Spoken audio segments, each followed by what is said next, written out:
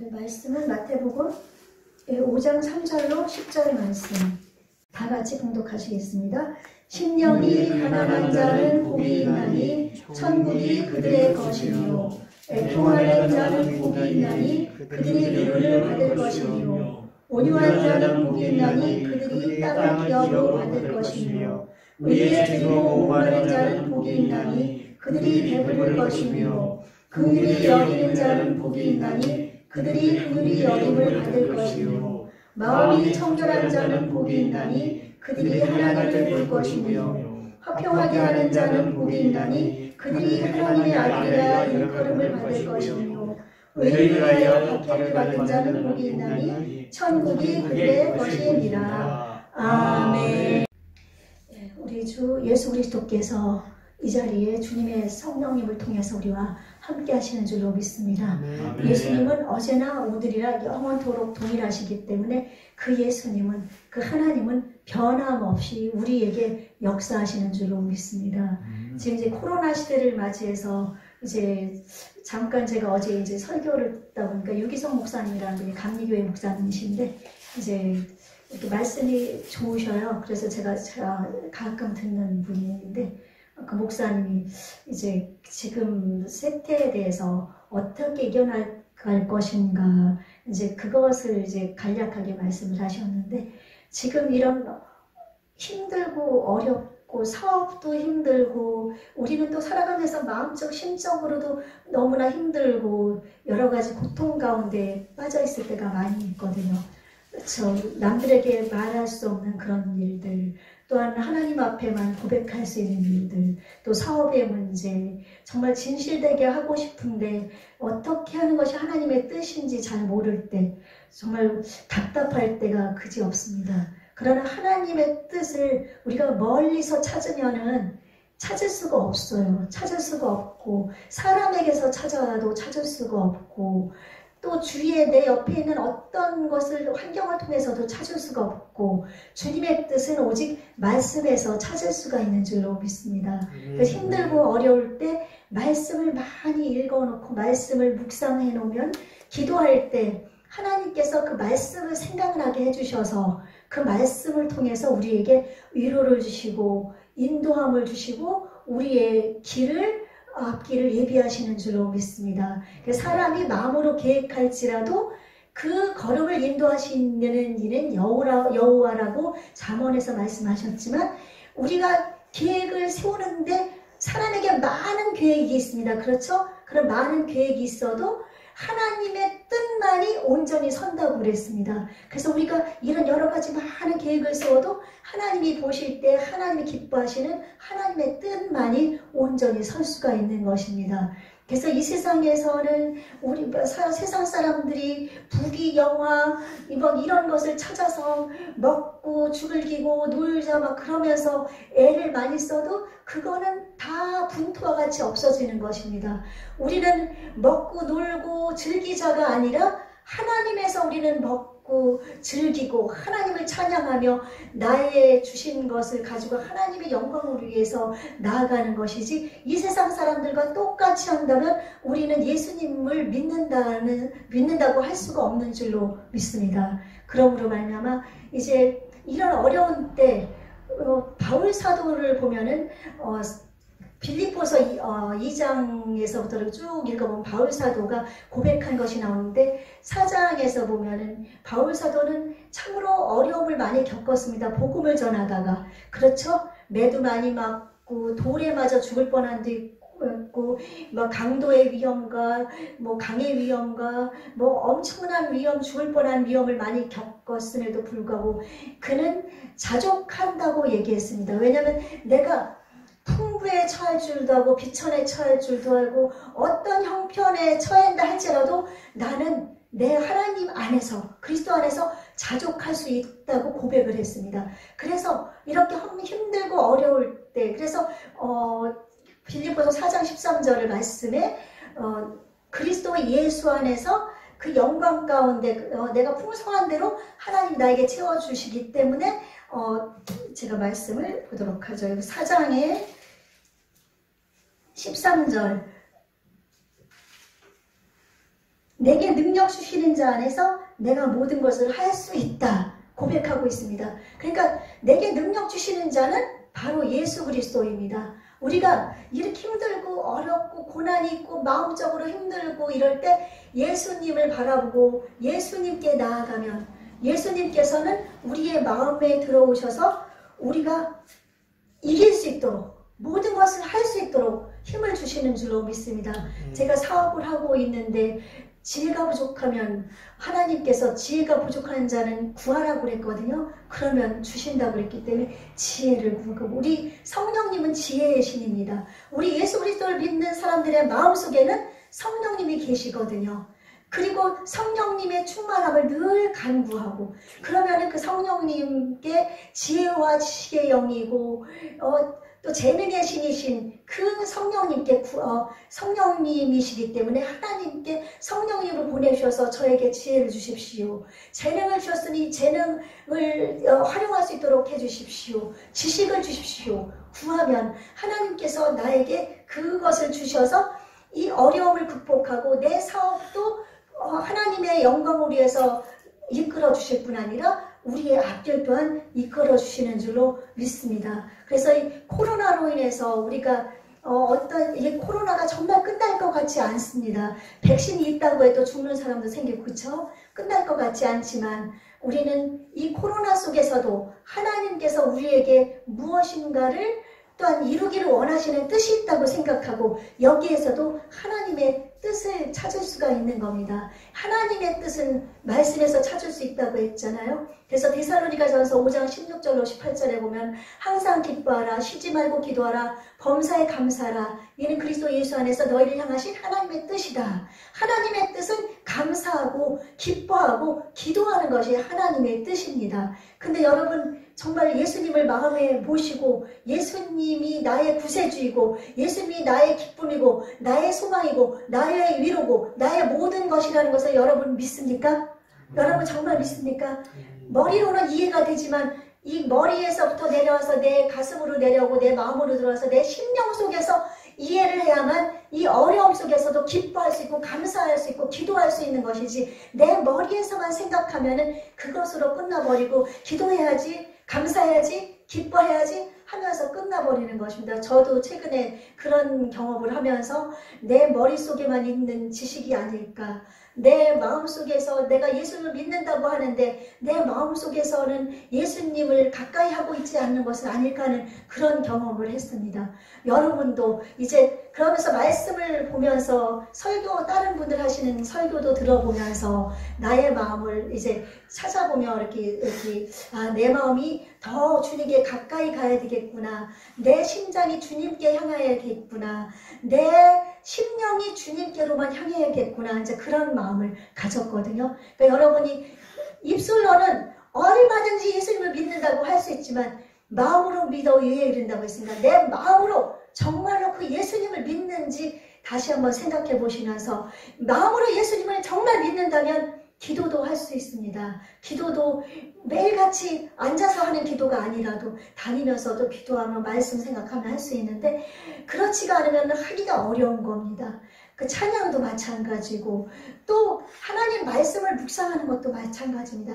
하나님 말씀을 묵상한다고 앉아있으면 졸음부터 오거든요. 그런 것은 그러므로 말미암아 내 마음이 예수님을 향한 뜨거운 사랑, 예수님을 바라보는 믿음, 그것이 있으면 가능한 줄로 믿습니다. 그래서 말씀을 읽을 때 졸음이 오면은 예수 이름으로 나에게 졸음을 갖다 주는 마귀야, 하나님 말씀을 못 보게 하는, 못 듣고 못 이해하게 하는 원수마귀야, 물러가라, 물리치셔야 됩니다. 왜냐하면 사탄은 우는 사자와 같이 무슨 수를 쓰든지 우리를 말씀을 못 듣게 하고 못 읽게 하고 못 묵상하게 하고 기도도 못하게 하고 찬양도 못하게 하고 그렇게 우리에게 달려들어서 자기의 백성으로 만들려고 하고 있기 때문에 한 번 구원은 영원한 구원이 아니잖아요. 그러므로 말미암아 우리가 늘 깨어서 기도하며 사탄을, 그래서 저를 대적하라고 말씀했거든요. 그러니까 우리는 사탄을, 예수님이 승리하셨기 때문에 그 사탄을 대적하면서 나아가시는 저와 여러분이 되시기를 주님의 이름으로 축원합니다. 이제 지금 산상수훈의 세 번째 온유로 넘어가는데요. 이제 온유한 자는 복이 있나니, 맞죠? 온유 맞죠? 온유한 자는 복이 있나니 저희가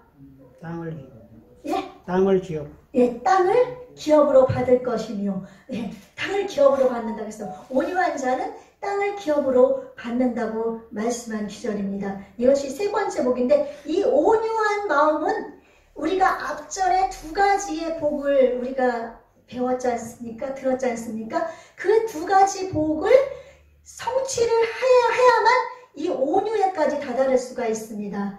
내 심령이 가난해져서, 내 심령이 완전히 비워진 상태가 되어서, 하나님, 저는 이 세상에는 소망이 없습니다. 이 세상에서는 바라볼 것이 아무것도 없습니다.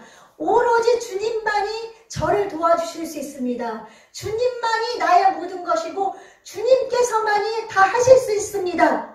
그렇게 주님만을 인정하고 나는 아무것도 아니라고 인정을 하고 주님을 바라보는 온유한 심령을 가질 때 애통하는 마음이 생기는 겁니다. 애통하는 마음이 생겨서 세상에 가난하고 불쌍하고 막 그런 예수님을 모르는 사람들 때문에 그들을 구원하자는 그 애통하는 마음이 있을 뿐 아니라 나의 죄 때문에 또한 애통하는 마음이 생기는 줄로 믿습니다. 많은 사람들은 장로교 쪽에서 칼빈니즘에서 한 번 구원은 영원한 구원이다, 그렇게 얘기했다고 제가 말씀을 드렸었죠. 한 번 구원은 영원한 구원이 아닙니다. 지금 이 산상수호를 우리가 이렇게 상고하는 거는 한 번 구원은 영원한 구원이 아니기 때문인 줄로 믿습니다.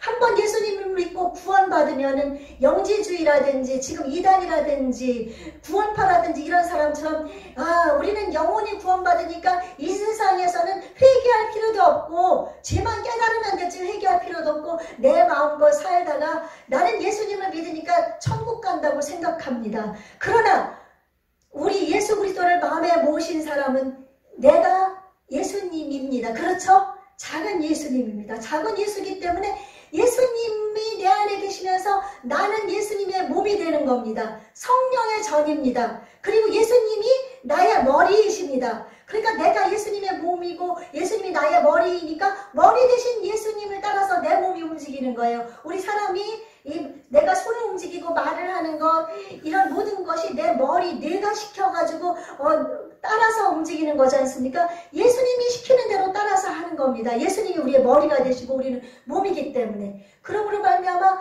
우리가 애통하는 마음은 분명히 필요합니다. 내가 무슨 죄를 짓든지 조그만 죄라도 할지라도 예수님이 다 십자가에서 용서하셨으니까 예수님이 용서해주세요 하면서 그냥 지나가는 것이 아니라 그것을 인해서 막 심령이 막 어떻게 할 수가 없는 거예요. 막 하나님, 저는 예수님, 제 자신이 예수님이고 예수님이 내 안에 계시고 저는 예수님의 사람인데 제가 왜 이렇게 죄를 짓습니까? 하나님, 성령님을 제게 보내셔서 제가 죄를 짓지 않고 정직하고 진실하게 살게 해주십시오. 우리가 정직하게 살면은 우리가 이 땅에서 잘 되지 않을 수도 있습니다.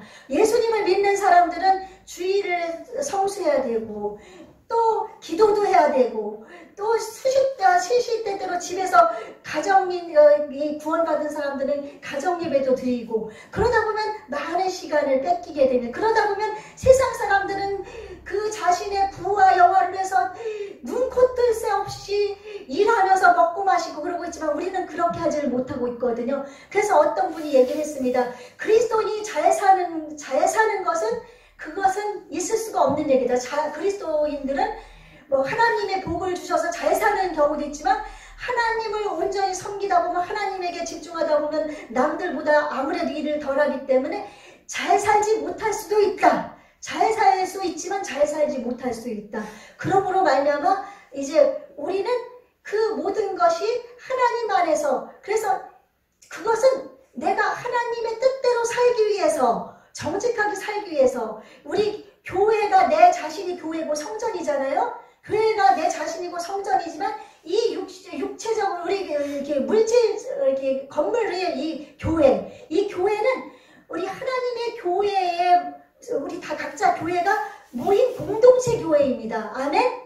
그렇기 때문에 이 교회 공동체 교회에서 다시 한번 말씀드리지만은 여기서 예배하고 찬양하고 기도하면 이곳에 주님의 영광이 가득 넘쳐나고 우리 가운데 우리 마음에 하나님이 함께 하신 것처럼 이 자리에 주님의 영광과 주님의 은혜가 가득 넘쳐나기 때문에 성전에 나와서 구약에는 하나님의 직접적인 임재라고 하지만 지금은 우리를 통해서 하나님이 임재하시는 거예요. 하나님의 교회들이 모여서 예배를 하고 있기 때문에 하나님의 임재가 있는 것이지 이곳에서 아무도 없이 예배 안 드리면 하나님이 임재하시지 않을 수가 있습니다. 그렇죠? 왜냐하면 하나님의 교회들이 없는데 하나님은 어떻게 임재합니까? 그러니까 우리가 수시로 나와서 교회에 와서 예배드리고 찬양하고 영광 돌리면은 하나님께서는 이곳에 함께 하셔서 우리의 기도를 더 들어주시고 기도도 더 잘 되고 하나님의 역사가 나타나니까 기도도 더 잘 됩니다. 그래서 영적으로 하나님 앞에 더욱더 가까이 갈 수가 있는 것이죠.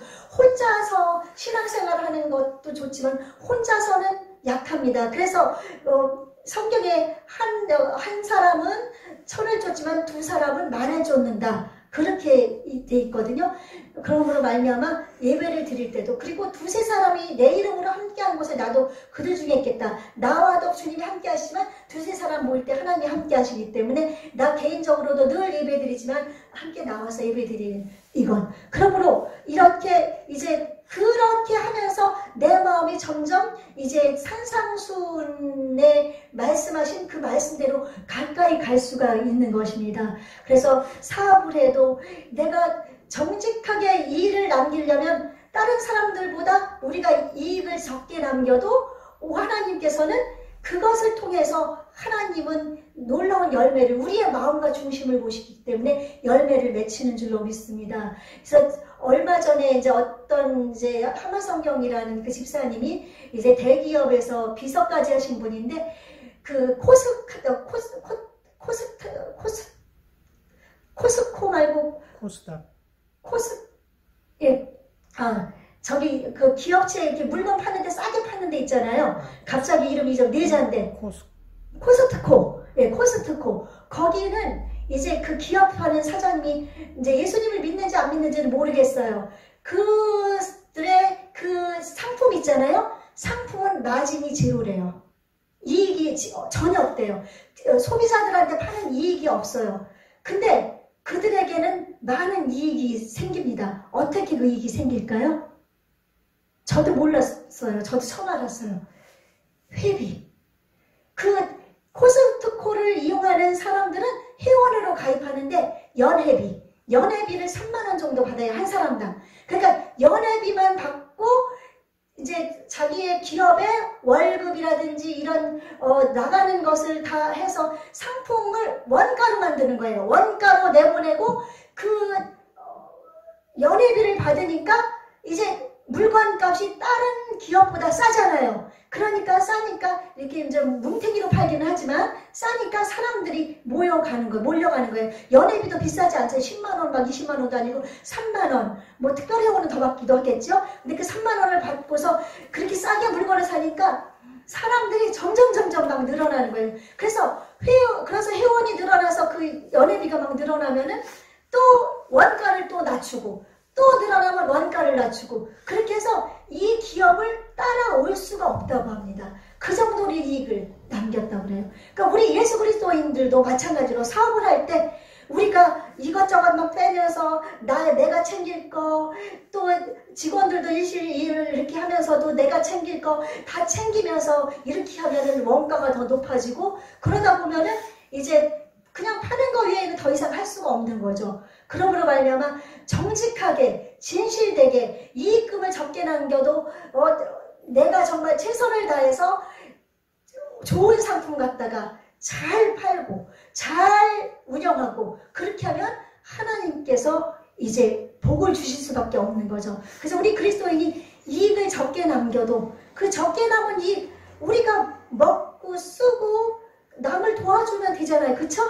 내가 쌓아놔서 또 집 하나 작은 거 가지고 있어도 좋고요. 그러나 그것 때문에 우리가 그냥 피 터지게 싸우고 피 터지게 움직이는 것은 하나님이 기뻐 안 하십니다. 아멘? 그러므로 말미암아 우리는 내가 하나님의 뜻이 무엇인가를 찾아가면서 내 심령이 그러면서 사업하면서도 내가 다른 사람한테 또한 내가 주위에서 정말 내가 짓는 죄들 그거를 하나님 앞에 막 애통하면서 하나님 정직한 기업이 되게 해주시고 하나님 정말 하나님의 뜻대로 사는 사람 되게 해주시고 그렇게 하면서 나의 죄를 매일같이 회개하고 하나님 앞에 온전하게 애통하는 심령으로 나갈 때 이제 그 다음에 따라오는 복이 온유하게 되는 겁니다. 이제 내 심령이 다 비어 있습니다. 하나님으로밖에는 저는 아무것도 할 수가 없습니다. 그리고 늘 회개하면서 하나님 내 심령은 정말 거룩한 하나님처럼 저는 예수님을 닮아가기 원합니다. 나는 정말 이 죄를 미워합니다. 싫어합니다. 제가 어제 내 친구랑 통화하면서 그 어린 양의 그 십자가의 죽으심과 또 어린 양을 잡는 것에 대해서 이제 저 신학 동창인데 이제 그것에 대해서 얘기했습니다. 그 친구는 그냥 사모님으로 있는데 이제 집에만 있어요. 그냥 큰 교회의 목사님이 남편이 부목사이기 때문에 본인은 예배만 드리러 가기 때문에 이제 직장도 다니고 그러다 요즘은 이제 나이가 있어서 쉬고 있는데 제가 그 얘기를 했습니다. 그 어린 양을 이제 구약 때는 죄를 속하기 위해서 잡아서 그 어린 양을 제단에 바쳐서 하나님이 그걸 받으신다고 그랬잖아요. 그 어린 양을 데리고 올 때 예루살렘 성으로 다 모여서 예루살렘 성전에서 그 예루살렘 성전에서 이제 그곳에서 이제 제사를 드리는 거예요. 제사를 지내기 때문에 이제 멀리 떨어져 있는 갈릴리라든지 뭐 이런 멀리 백박엔 이런 멀리 떨어져 있는 사람들은 이제 흠이 없고 깨끗한 양들을 끌고 가는 거예요. 이제 끌고 가는데 이제 일찍 끝내려고 했는데 이 얘기를 해야 되겠습니다. 끌고 가는데 가다가 흠이 없는 집에서 기른 그런 양이기 때문에 가다가 너무 먼 길 가다 보면 막 걸려가지고 발톱이 빠진다든지 또 뭐 다리가 부러진다든지 상처가 생긴다든지 그럼 못 드리는 거예요. 그럼 이걸 다시 집으로 끌어다 놓고 거기에서 또 흠없는 양을 또 골라가지고 또 오는 거예요. 그러니까 이 한 번 번제 하나님 앞에 제사 지내기 위해서 어떤 때는 1년 동안 걸리는 경우도 있다고 그래요. 먼 거리 오려면. 그러니까 최소 한 달은 걸린다. 1년은 제가 좀 지나치게 말했고 한 달 정도 걸리는 경우도 있다고 그래요. 먼 거리를. 그때는 걸어 다니잖아요. 그렇게 와서 제사 지낼 때 어린 양한테 안수를 해요. 나의 죄를 이 양에게 다 넘깁니다. 내가 지은 모든 죄를 양에게 다 넘기는 거예요. 그렇게 넘기고 나면은 그 다음에 그 양을 죽이는데 제사장이 죽이는 게 아니라 내 죄를 내가 찔러서 죽이는 거기 때문에 내가 그 양을 찔른다고 그랬죠. 그래서 내 양을 찔리는데 세 곳의 급소가 있어요. 이 안에 미간, 목, 그리고 심장. 근데 이제 그 성경학교 선생님이 이종 목사님이 1년에 한 번씩 시험을 했다고 그랬잖아요. 그래가지고 찌르면은 어느 곳을 찔러야 될지 모른대요. 그냥 전문적인 도살뿐 아닌 다음에는 한 번에 찔릴 수가 없는 거예요. 근데 어린 양을 데리고 가서 그 일반 평상 우리와 같은 사람인데 도살꾼이 아니니까 한 번에 못 찌르잖아요. 양미간에 찌르다 보면 양이 눈을 돌리면 오른쪽 눈알을 찌르고 이렇게 하면 왼쪽 눈알을 찌르고 막 찌르다 보면 완전히 여기가 으스러질 정도로 그렇게 된다고 그래요. 그 정도로 돼서 완전히 으스러질 때 머리가 으스러져야만 죽는 거예요. 그리고 나는 목을 하겠다. 목을 이제 동맥을 끊으면 이 칼 가지고 자르는데 한 번에 안 잘라지니까 막 미친 듯이 자르는 거예요. 그러다 보면 나중에 목이 너덜너덜해질 때 그때까지 자르는 완전히 피투성이가 돼버리고 그렇게 아니면 심장을 찌르면 심장은 꼬챙이를 주는데 심장이 어딘지 잘 모르니까 한 번에 못 찌르니까 막 심장을 찌르다 보면 그 양이 완전히 심장이 막 완전히 그냥 막 피투성이가 돼서 그렇게 돼서 그 양이 죽게 되는데 염소는 막 발버둥을 치기 때문에 들미하는데 양은 죽을 때 그냥 자기를 죽이는 사람을 한번 쳐다보고 슬픈 눈으로 쳐다보고 반응을 안 한다고 그래요. 그래서 이사야서 53장에 보면 이 털 깎는 자 앞에서 잠잠한 양같이 예수님이 그렇게 죽으셨다는데 근데 그렇게 해가지고 죽은 양을 갖다가 각을 다 떠가지고 이제 머리는 머리대로 뼈마디대로 다 분리해가지고 이거를 갖다가 이제 내 죄를 다 이제 번제에다가 태우는 거예요. 태우면은 그때 하나님이 그 태우는 그 향, 그 연기 냄새를 막 너무 기뻐, 너무너무 와 너무너무 좋다고 이렇게 받는다 그러니까 엽기적인 신처럼 느껴지는 거예요. 저도 자세한 거 모를 때는 양들이 불쌍하다, 양들을 그렇게 비참하게 죽여서, 근데 하나님이 그걸 받으시다니 참 하나님은 이상한 하나님이네. 저도 그렇게 생각한 적이 있었는데, 하나님이 그 헌양하는 이유는 이 지금 여러 가지 단계가 있었잖아요. 양을 데려가서 잡을 때 한 단계만 빼면은 도살이에요. 어느 한 단계가 있기 때문에 도살이 아닌 거예요. 뭘까요? 안수. 이 안수할 때 양의 머리에 올리면서 기도하면서 내 죄를 양한테 다 넘기는 거예요. 그걸 전가시킨다고 그러거든요. 이 단계만 없으면 도살, 완전 도살이에요. 그러나 이 안수하는 것 때문에 제사가 되는 거라고 그래요. 그래서 이 제사기 때문에 이제 나는 죄인이잖아요. 근데 내가 양처럼 죽을 수밖에 없는데 내 죄가 양이 대신 죽어주는 거예요. 그래서 양이 죄인이 된 거예요. 나의 죄를 다 가진 양이 되기 때문에 그 양이 죽는 것이 아니라 양에게 전가는 죄가 죽는 거예요. 죄가 사라지는 거예요. 그러니까 하나님은 양이 죽는 걸 불쌍하게 생각하시지만 내가 사랑하는 내 자녀의 죄가 이제 없어진다고 생각하니까 하나님은 너무너무 기뻐서 양이 불쌍한 양이지만 내 사랑하는 자녀의 죄가 없어진다는 그것을 보고서 하나님이 너무너무 기뻐하신다는 거예요. 이해되십니까? 아멘. 우리 하나님 그런 하나님이에요. 그래서 이렇게 하나님께서는 그 어린 양의 제사를 그렇게 받으셔서 우리가 정말 하나님의 마음을 닮은 깨끗한 사람이 될 정도로 그렇게 나그네 이것을 설명해 주니까 그제서야 내 친구도 이해를 하는 거예요. 그 어린 양을 잡는 것이 그렇게 끔찍하지만 하나님은 나의 죄를 얼마나 미워하시는지, 그 죄를 너무너무 미워하시는 분이 하나님이시라는 거예요. 그래서 우리는 죄에 대한 죄를 안 짓고 하나님의 말씀대로 살아가다 보면은 이제 내 심령이 정말 온유하게 조금씩 바뀌어가는 거죠. 한꺼번에 온유하게 될 수는 없습니다. 왜냐하면 우리는 인간인지라 이 세상에 살아서 우리의 사방팔방에 사탄들이 우글거리고 일반 세상 사람들이 많고 또 나를 조롱하고 나를 헛들고 나를 비방하는 사람들이 그렇게 수없이 많이 있습니다. 그렇게 많은 사람들이 있기 때문에 우리가 어떤 때는 막 의분이 아닌 내 일반적인 성령님이 역사가 아니면 막 화가 막 치밀어 오릅니다. 화가 막 치밀어 오고 감당할 수가 없습니다. 그러면서 기도하면서 성령님이 내 안에 자꾸 충만하게 임재하시면서 내가 점점 낮아지고 겸손해지고 그러면서 예수님의 마음을 닮아가게 되고 온유한 성품으로 점점 닮아가게 되는 줄로 믿습니다. 모세는 참으로 그 출애굽을 하면서 그 자신을 원망하고 불평하고 하나님을 원망하게 했던 그 200만 되는 그 민족을 이끌어 나올 때 하나님은 모세가 이 모든 사람들보다 온유한 것이 많다고 얘기했습니다. 그래 한번 그가 화를 낸 것 때문에 가나안 땅에 못 들어갔습니다. 하나님, 왜냐하면 반석을 물이 없을 때 원망할 때 하나님은 말로 반석에게 물을 내라 명령을 하라고 했는데 그가 화가 나가지고 반석을 2번이나 치면서 한 번도 아니고 2번이나 치면서 하나님의 말씀을 거역했습니다.